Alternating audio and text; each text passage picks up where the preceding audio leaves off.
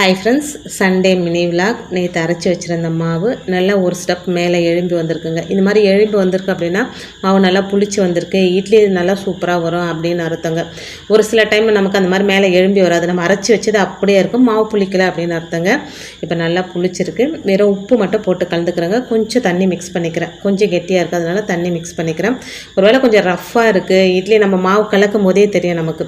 இப்போ கலக்கும் போது நல்லா ஸ்மூத்தாக வருதுங்களா. நமக்கு வந்து உளுத்தம் பருப்பு கம்மியாக இருந்ததுன்னா கொஞ்சம் ரஃப்பாக இருக்கும். அந்த மாதிரி டைமில் ஒரு பிஞ்சு சோடா உப்பு சேர்த்துக்கலாம். அப்படி இல்லைன்னா ஒரு ஸ்பூன் நெய், ஒரு ஸ்பூன் வந்து நல்லெண்ணெய், இதில் ஏதாவது ஒன்று சேர்த்து மாவை நல்லா அடிச்சுட்டு அப்படியே ஒரு பக்கம் 10 நிமிஷம் செட்டில் ஆகிட்டு விட்டுணுங்க. ஏன்னா நம்ம அந்த ரஃப்னஸ்லாம் கீழே போயிட்டு மேலே மாவு பஃபியாக இருக்கும். அந்த மாவு எடுத்து நம்ம மேலாப்பில் மாவு எடுத்து இட்லி ஊற்றணும் அப்படின்னா சூப்பராக வருங்க. சிக்கன் குழம்பு தான் ரெடி ஆகிட்டுருக்குங்க. சிக்கன் குழம்பு இட்லி இன்றைக்கி நம்ம சாப்பிட்லன்னா கூட சாப்பிட்றவங்களுக்கு செஞ்சு கொடுத்துருந்தாங்க. எப்போவே எங்கள் வீட்டில் கூட அப்படி தான், நான் சாப்பிட்லனாலும் சாப்பிட்றவங்கள வந்து வேணான்னு சொல்ல மாட்டேன். ஒரு வேளை நான் சாமி கும்பிடணும், நான் நான்வெஜ்ஜு செய்ய மாட்டேன் அப்படிலாம் சொல்ல மாட்டாங்க.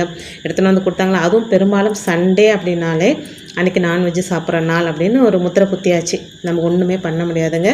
இன்றைக்கி மினி இட்லி ஊற்றலை, பெரிய இட்லி தான் ஊற்றிக்கிறேங்க. எப்பவுமே இட்லி பானையில் தண்ணி நல்லா கொதிக்கும் போது தான் இட்லி தட்டு வைக்கணும். இட்லி தட்டு வைக்கிறதுல ஒரு டிப்ஸ் இருக்குங்க. அந்த இட்லி தட்டில் 3 பக்கம் 3 ஓட்டை போட்டிருப்பாங்க. தண்ணி வந்து நம்ம அந்த வேகும்போது வடிகிற தண்ணி கீழே போகிறதுக்காக. அதை நம்ம என்ன பண்ணணும், 3 தட்டு வைக்கிறோன்னா அந்த ஓட்டை நேராக இருக்கிற மாதிரி வச்சோம் அப்படின்னா தண்ணி வந்து கீழே இட்லி குண்டானில் போயிடும். இட்லி மேலே பட்டுது அப்படின்னா பிசு பிசுன்னு ஆகிடுங்க. இட்லி சூப்பராக ரெடி ஆகிடுச்சுங்க. எவ்வளோ சாஃப்டாக இருக்கும் பாருங்கள். கை வச்சு அமுத்தி பார்த்தேன், இட்லி நல்லா ரெடி ஆகிடுச்சு. இதை எடுத்துக்கலாங்க. எனக்கு வந்து இந்த துணியில் இட்லி ஊற்றணும், அந்த இட்லி துணியை வந்து அழகாக கட் பண்ணி அதில் இட்லி ஊற்றணும் அப்படின்னு ஆசை தாங்க. பட் எனக்கு அது செட் ஆகலை. அதனால் எண்ணெய் தடவி தான் இட்லி ஊற்றுறது. எனக்கு ரொம்ப பிடிச்ச விஷயம், அந்த துணி வச்சு அதில் போட்டு நம்ம தட்டில் வைக்கும்போது கூட அப்படியே எடுத்து அழகாக அதை பிரித்தோம் அப்படின்னா சூப்பராக வருங்க. ஒரு தடவை கண்டிப்பாக அதுவும் நான் ட்ரை பண்ணணுங்க. அது கொஞ்சம் சோம்பேறித்தனம், அதை கட் பண்ணணும் அப்படின்னு சோம்பேறித்தனத்தினால விட்டுட்டேன். இப்போ இட்லி ரெடி ஆகிடுச்சு.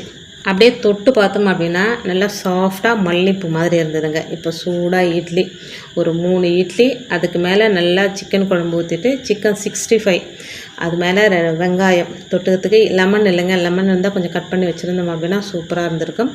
இன்றைக்கி வந்து எங்கள் வீட்டில் சண்டே இதுதான் வந்து டிஃபன். நீங்களாம் என்ன சாப்பிட்டீங்க அப்படின்னு சொல்லுங்கள். நிறைய பேர் கார்த்திகை மாதம் விரதத்தில் இருப்பீங்க. விரதத்தில் இருக்கிறவங்க யாரும் பார்க்காதீங்க. விரதம் இல்லாதவங்க சண்டே உங்கள் வீட்டில் என்ன ஸ்பெஷல் அப்படின்னு கமெண்ட் பண்ணுங்கள். தேங்க்ஸ் ஃபார் வாட்சிங்.